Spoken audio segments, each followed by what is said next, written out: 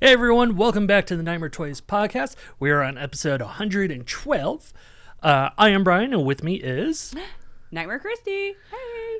And this week we are talking about the very painful imaginary. There was nothing dreamy about this movie. Oh, okay. No. There are so many issues that we'll go over for this movie. All right. Well, tell everybody a little short synopsis. So the whole movie is a family moves into the stepmother's previous home, and you find out that the little stepdaughter has an imaginary friend named Chauncey the bear. And later in events, you realize that the stepmother, at her age, also had an imaginary friend. Yeah. And then, they try to do the whole ghosts and spooks and... Let's be honest, it's a ripoff of Insidious. That's what it is. Okay. Like I didn't even think of it that way at all. Like honestly, flat out, it like said it, like but... everything. Like it's urbanized Lambert family. Okay. Like when you think about it, except Josh Lambert is now the stepmother. Yeah. Okay, it's a little like that. So, now that you said it, because I didn't think that though. Yeah, like I'm like watching it, and I'm like, this is literally Insidious. Like the mother was haunted by the imaginary friend, which was really a demon, and now the stepdaughter's going through it. Right, and the then they exact go same into, phase. and then they go into another world. They go into the Never Ever, which is just the further, and then like. The Never Ever is the imaginary world. Well, we don't want to give away too much spoilers because people... Oh, I will spoil the hell out of this movie. Hell out of this movie. But no, so I think the main issue, I don't think this was ever intended to be a horror movie. Okay. Like, because when I was looking at, so the original writers were Greg Erb and Jason... Ormland, I think that's how you pronounce his name. They mainly do Nickelodeon stuff. So like they did the Monster High movie, and a bunch of other like spooky themed Nickelodeon movies. And then somehow it ended up at Lionsgate. And then Jason Blum came in, and he was probably told, "Hey, can we spook this up a little bit?" So then they bring in Jeff Wadlow, who has worked with Blumhouse before. Did the very horrible Truth or Dare, did the very horrible Fantasy Island. And they're like... You're a tough critic, Brian. I am. Like, and so he was like, hey, can we kind of make this Insidious-like, but change it up a bit?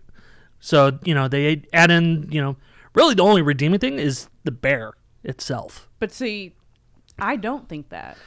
You didn't like the look of Chauncey? No, I do. Oh, no, I do. Okay. But I wanted more of the bear, and there wasn't more of the bear. Because you have other... It's not just the bear. You have other imaginary friends, I guess, creatures, whatever you want to call it, you have happening in this movie. It's you have not a just giant the bear. spider. Right. So people are deathly afraid of spiders. Right. You're SOL. But then you have the actual... demon itself too, which if you look into his eyes, like Pennywise now apparently, you get the LED light strobe in and you go blind, and yes, my problem with us talking about all this is that there's too much going on with this movie. I didn't think it had enough going for it. I think it's too much. You had two huge family dynamic backstories that were going on. Not one, two. Because you had the whole story of... Because this is a dad, a stepmom, and two kids. And the two kids are the dad's kids. And you have their whole story. And their mom, who's supposedly psycho and all this stuff. So you have that whole story going on. And the story of the oldest daughter, of course, not liking the stepmom. So you've got that dynamic and that story going on. Then you have the whole story of the mom and her dad and her childhood and that whole backstory. And then you get the imaginary world, which I thought it would just be a lot of just this Chauncey the Bear. It's not. You got all these freaking creatures, all this other stuff, and you got the imaginary world, and then you've got the neighbor going in on with them. And so to me, it's a lot of stuff, a lot of layers, a lot of stuff going on in this movie that we didn't need. Yeah, I feel like the neighbor wasn't needed. Like, well, that's what I'm like saying. The whole neighbor, like, oh, I was your babysitter, but now I'm going to trap you in the right. But never ever. Her purpose was to tell the whole backstory of the girl, of the stepmom of when she was little, so she can remember. That was her purpose in the movie, just to tell that backstory. There's lots of backstories in this whole movie. That's what I'm saying. It's too much. There's a lot of layers, a lot of stuff happening. Oh. So that's why her whole purpose was. But then when she went in the imaginary world with them, like, she started acting like psychotic and stuff. Like, I don't know. So yeah, she just wanted to be proven right. Right. Because she wrote the book about how the girl had disappeared, and she was proven right. And then the main actress, she's a writer too, so she writes a book. So I guess the spider from her book is the spider that's in the imaginary world too. Mm-hmm. And then when they go to the imaginary world, and I guess because you're doing that too, I guess we all do that. We've all watched so many movies in the past that we all just take new movies nowadays and just say, oh, it's like this movie. Oh, it's like this movie. Oh, it's like this movie. I don't know if us as fans should be doing that, though, because then you're not giving the new movie a chance because you just keep comparing it to about 5 other old movies. I mean, do you see what I'm saying? So I do, because like doing that. I mean, I do it. I'm saying I don't know if we all should be. Because like they had I forget what it's called, but the famous art dreamscape, is that what it is, with all the staircases and everything? Right. Like, I thought of Elm Street 5, where that's in that. Way other movies than what I'm thinking. I was thinking when they're going into the imaginary world, I started thinking Monsters Inc. and I started thinking Beetlejuice.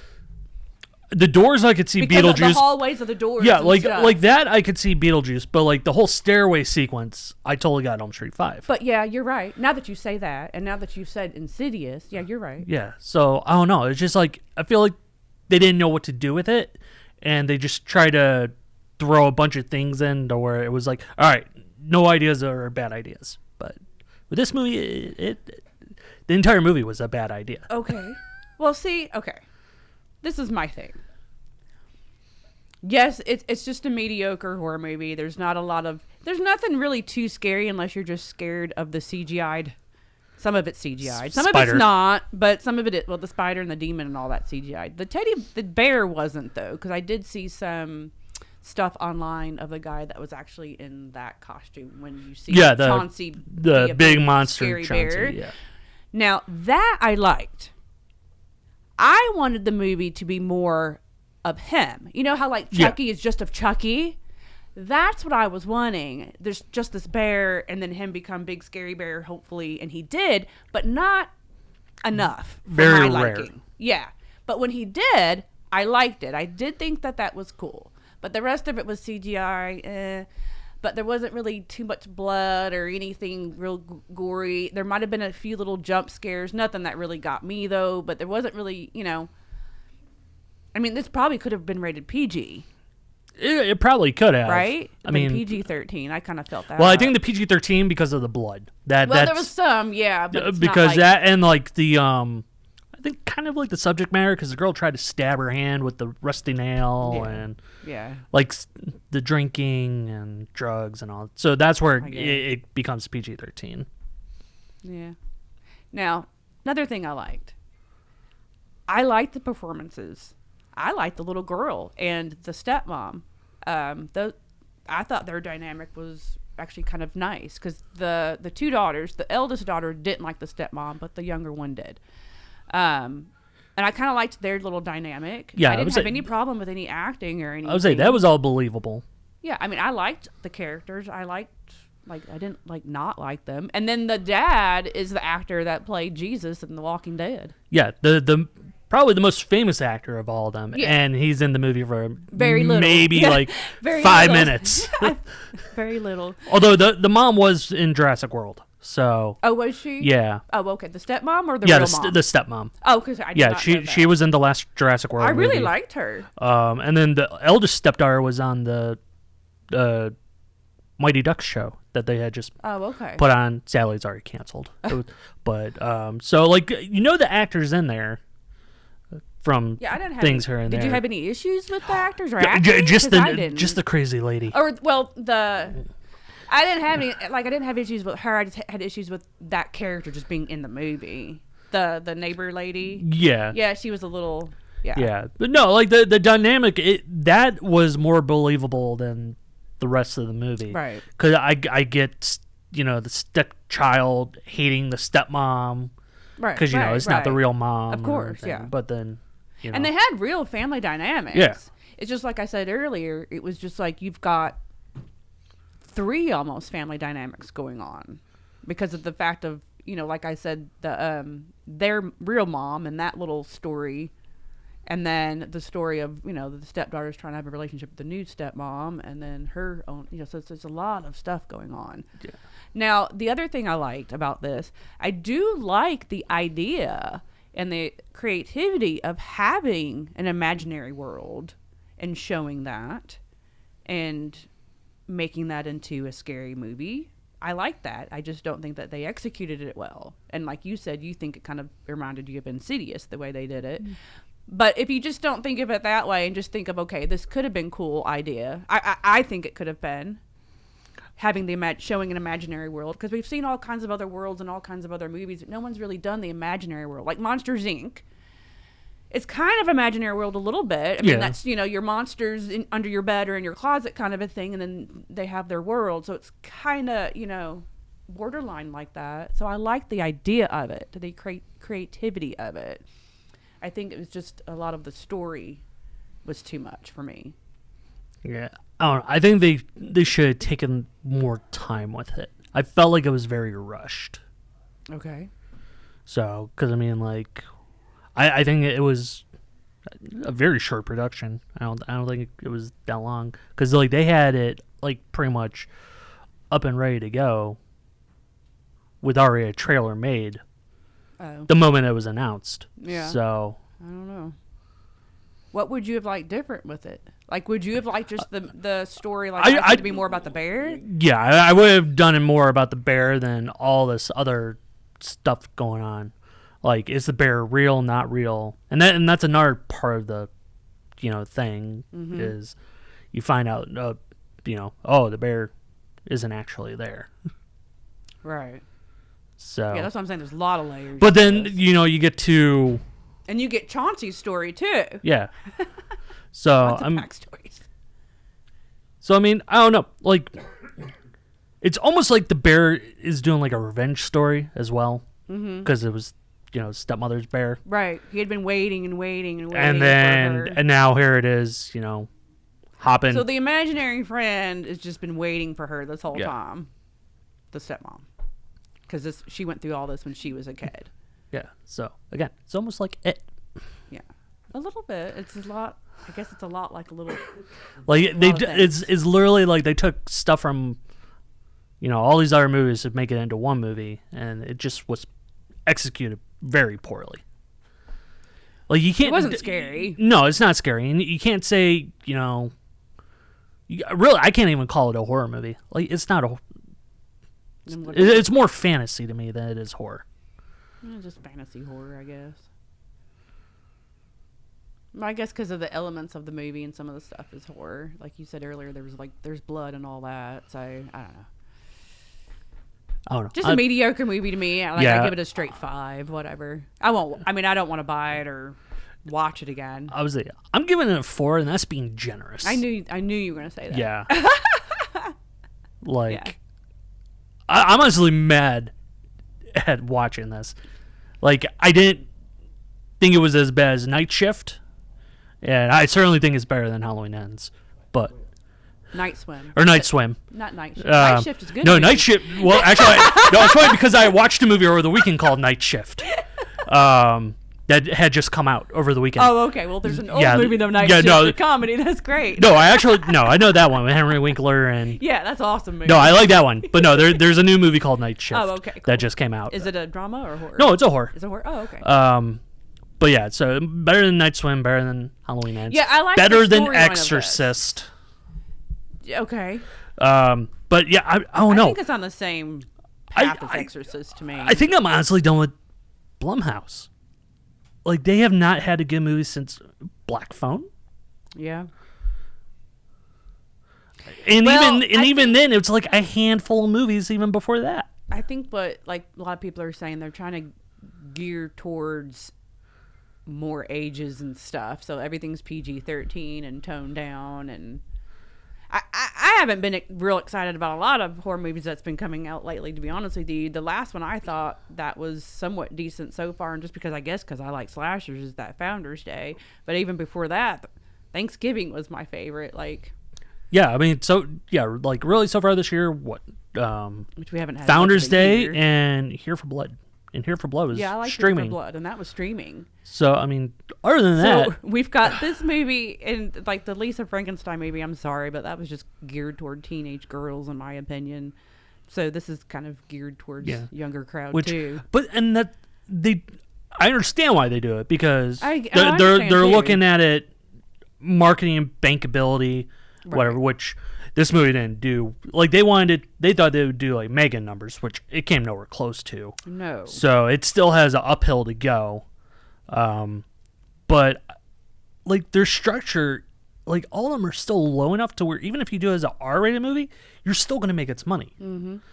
And that's where I think they're just putting out content just to put out, content, rather than actually looking at it like, okay, we'll tweak certain things and then we'll look at it again. They're just, probably, okay, here's a story, go make it. Right. Well, let me ask you this. So this week on my live show, since we are sitting here talking about Imaginary, I ended up doing other movies about dolls and stuff to review, just to have a little theme. Mm-hmm. And one of the movies I reviewed this week is Dolly Dearest. So when I was watching Imaginary, for a minute there, it seemed like the teddy bear, and it kind of was kind of controlling the little girl a little bit. She was kind of listening to the bear. I wanted more of that, but then it kind of like faded off into other stuff happening. 'Cause like Dolly Dearest, you've watched that. Yeah. That the doll is completely controlling the little girl completely, and the little girl becomes like a bitch, and then she's almost possessed like. Yeah, possessed like, and then like now she's doing bad things, so now you've got the little girl and the doll, both of them doing bad things in the movie. So I was kind of hoping a little something towards that a little bit with the doll and the little girl. It kind of was doing that for a minute. Oh yeah, because the girl, it started speaking in the voice of the girl, and then mm-hmm. Yeah, and Dolly Dearest. Yeah. Well, even in Imaginary. Yeah. So I was kind of hoping that it'd be a little more like that, but that's not what we got. But yeah. Yeah. Because I wanted more of the bear. Dolly Dearest is a good one. Yeah. And now, if you want to go back to bears, I also reviewed dolls. So I had to watch dolls. Dolls. Mm-hmm. The bear, I'm going to say this. The bear scene in that at the beginning of Dolls, and I know everybody's watched Dolls, and you know what I'm talking about, was 10 times better, though, than any of the bear in Imaginary, in my opinion. He was scary. He was ferocious. He became the big bear member. And then, Teddy. Teddy. And then like the nice Teddy, all that, the practical effects was coming off, and he was big scary Teddy, and then grabbed the stepmom's arm and ripped it off, and blood splattering everywhere. Like it was this whole gruesome scene. Like that's what I wanted in Imaginary, but that's not what we got. I would say even the bear in Demonic Toys was better than. Yeah. So that's just to let people know, just that whole little tiny bear scene in Dolls was a whole lot better than the entire movie of Imaginary. Yeah. Although I did like the bear in Imaginary, because comparing it to everything else happening in the movie, I mean, it was cool when he did get to be big and ferocious, but it It wasn't as ferocious and gory as the scene in Dolls, though. Well, Do you agree? also different ratings. So Of course, but you, yeah, okay, you yeah. agree though. Like it just looked better. And I mean, that hell, was made in goddamn 86. The bear on Supernatural is better. I haven't seen the bear. Yeah, it's just a giant stuffed teddy bear that comes to life and it becomes like a ferocious like claws and see, fangs and everything. See. Yeah. But we didn't get that with Imaginary. But okay, so I like I said, I did like the whole imaginary world and seeing that. It's just really reminiscent of other things, though. So, yep. Yeah, I'll never watch it again. I mean, I probably won't either. So. I mean, I don't plan on buying it or anything. Yeah. Well, even if you can't buy it anymore, I don't know. It seems like everything is going away. Yeah. Which is crazy. But it's the world we live in. Do you think that with the ending that they would do another one, or I think they just did that ending? Just no, I think they were expecting to have the same box office that Megan did, to where it at least would have made its money back opening weekend, and then everything else is profitability to where you could do a second one. Mm-hmm. So I think that's where their mind was at. Like, okay, we could set it up for a sequel. But if it doesn't make the money, then we don't have to worry about it. Damn, it wasn't anything like Megan, though. Megan was like one huge, solid, cool story on, of that. Like I said, this had so much going on. I feel like Imaginary was more of a Hulu movie. I was going to say Tubi. Or it could be, but Tubi. I mean, I've seen some Tubi originals that were better than this, though. Oh, yeah. I actually watched one over the weekend. That Piper movie I was telling you about. Had no idea it was Tubi. Oh, okay. Yeah. Yeah, I need to watch that. Yeah, that was really good. Cool. And that was the last movie Julian Sands did. There was one other one. Oh, okay. That he was credited on, but yeah, it had like a 2-hour maestro Julian at the end credits. Oh, nice. Oh, okay. Yeah, I definitely want to see that. The Piper. Yeah. The Piper. Yeah. So yeah, there's Imaginary. Thumbs down. Another mediocre Brian movie. says, "Do not check it out." No, I mean, how bad is that? Like, I always say, yeah, go see movies because without the movies, we got nothing. But here's one which probably since maybe Open Water, I'm saying, yeah, don't see it. It's not worth your time. Oh, Chauncey.